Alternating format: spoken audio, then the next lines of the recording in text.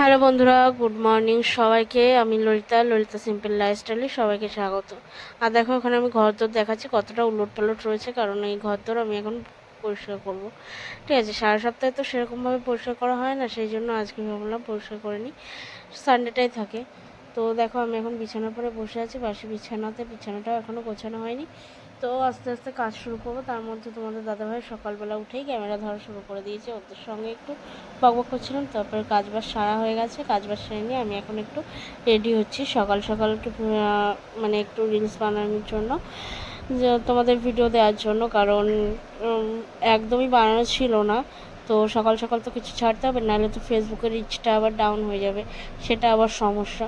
তো চলো, এখানে দেখো আমাদের পাশের বাড়ির যে দিদি আছে, ওনার মেয়ে, সবাই মিলে একসঙ্গে রিলস বানিয়ে নিচ্ছিলাম। আর এরা দুজন দেখো কি সুন্দর সেজেছে, আর আমি এখন নাইটি পরে রিলস বানাচ্ছি, কারণ ওরা দুজন যাবে একটা, মানে ওনার রিলেটিভ আছে তার বাড়িতে। তো ওনার সেজেগুজে এসে বলছে চলো বৌদি একটু রিলস বানাই। তো চলো, এখানে রিলস বানানো কমপ্লিট করে দিয়ে যা যাবতীয় কাজবাজ ছিল সেগুলো সারা হয়ে গেছে। আর আজকে দুপুরবেলা আমার তো ছুটি একদম, কারণ আজকে দুপুরবেলা আমি রান্না করিনি, কারণ অনেক প্রচুর কাজ ছিল।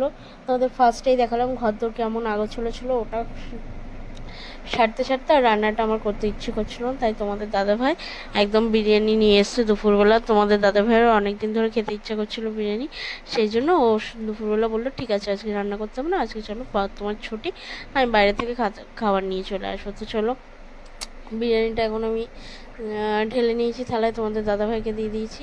আর দুপুরবেলা খাওয়া দাওয়ার পর ঘুমিয়ে টুমিয়ে বিকালবেলা উঠে একটু বাইরে বেরিয়েছিলাম।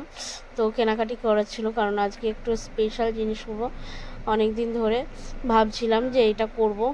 তো এখানে দেখো, আমি সেই জন্য গ্যাসের উপরে কড়াইতে করে একটু দুধ বসিয়ে দিয়েছি।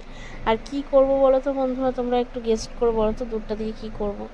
হ্যাঁ, আজকে আমি একটু দুধটা দিয়ে দই বানাবো, আমি এর আগে কখনো করিনি, তো আজকে ফার্স্ট ট্রাই করব। তো চলো, দুধটা এখানে আমি জাল করে নিয়েছি, একদম ফুটিয়ে ঘন করে নিয়েছি। আর এখানে ঠান্ডা করতে দিয়েছি পাখার তলে। ঠান্ডা না হলে নাকি শুনেছি আবার দই জমে না, মানে দইটা জমানোর জন্য যে দইয়ের বীজটা দিতে হয় ওটা ঠান্ডা হওয়ার পরে দিতে হয়। তো এখানে তোমাদের দাদাভাইকে বলে গেছিলাম দুধটাকে একটু আস্তে আস্তে নাড়াতে, যাতে ঠান্ডা হয়ে যায়। আর এখানে আমি একটু হালকা করে টক দই, মানে অল্প একটু টক দই ফেটে নিচ্ছি দই বসানোর জন্য। ঠিক আছে, কি জানি কেমন হবে, পয়সাটা দিয়ে তো কিনলাম, নষ্ট না হয়। ঠিক আছে, প্রথমবার করছি, কখনো করিনি এর আগে। তো চলো করি, কি হয় না হয় সেটা তোমাদের পরের রেজাল্ট দেখাবো।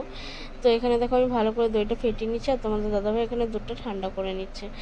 তো এই করতে করতেই গল্প করছিলাম, আর ও বলছিল যদি আমার পয়সাটা নষ্ট হয় তারপরে তোমার এক্সপেরিমেন্ট করা আমি আর করবো, কারণ আমি এরকম ছোটোখাটো ঘরোয়া রান্না নিয়ে এক্সপেরিমেন্ট করতেই থাকি নিত্যদিন।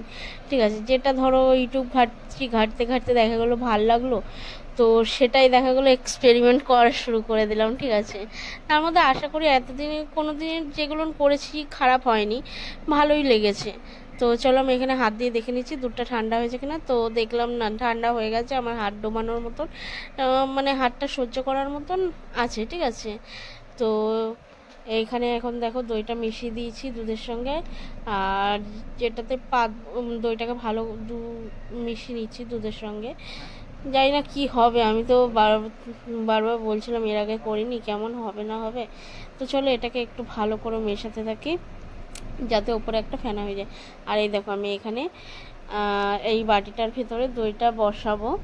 তো তার জন্য আমি গ্যাসের সাইডে এমন ওই তোয়াল তো আর ছিল না, তার জন্য আমার যে শীতকালে যে গায়ে দেওয়া চাদরটা থাকে ওটাই পাতিয়ে নিয়ে এখন দেখো দুধটা আমি ঢেলে দিয়েছি, আর এখন ঢাকনা দিয়ে এটাকে পুরোপুরি কভার করে রাখবো। আর এটা হচ্ছে আমি রাত্রে বসিয়েছিলাম, আমি শুনেছি নাকি দই রাত্রেই করলে, ওভারনাইট রাখলে নাকি ভালো হয়, সেই জন্য আমি সন্ধ্যাবেলায় করেছিলাম, করে নিয়ে এটাকে কমপ্লিট করে নিয়ে আমি রেখে দেবো, আর নাড়াচাড়া দেবো না, দেখি সকালবেলা কি হয় দেখি। তো সকালবেলা তোমাদেরও দেখাবো কেমন হয়েছে না হয়েছে। আর এখানে আমি যেগুলো না এটো করেছিলাম বাসনপত্র, সেগুলো সাইড করে রাখছি, যে পরে সকালবেলা আমি জল আসলে সেটা ধুয়ে নেবো, কারণ রাত্রে তো আর এখানে আমার তো জলের অসুবিধা। তো চলো সকালবেলা তোমাদের দেখিয়ে দিই দুধটা। দেখো এটা জমে গেছে, কিন্তু এটা সত্যি কথা বলতে আমার দইটা না একদমই জমেনি, জলের মতন ছিল। লাস্টে আমি কি করেছি, ওটা ডিপ ফ্রিজে ঢুকিয়ে দিয়েছিলাম, ডিপ ফ্রিজে ঢোকানোর পরে এরকম জমে গেছে। তো পরে তোমাদের দাদাভাইকে টেস্ট করার জন্য তাড়াতাড়ি করে আমি দেখলাম যে না জমে গেছে।